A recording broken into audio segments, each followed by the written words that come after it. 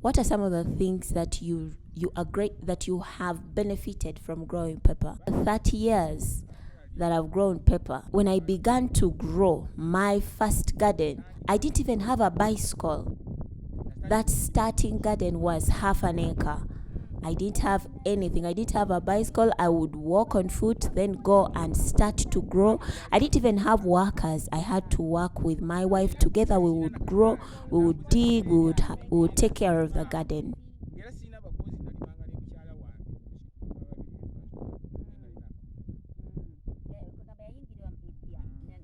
In that first garden, the box of pepper, we would sell it at 2,000. Which year was that? That was about 1999.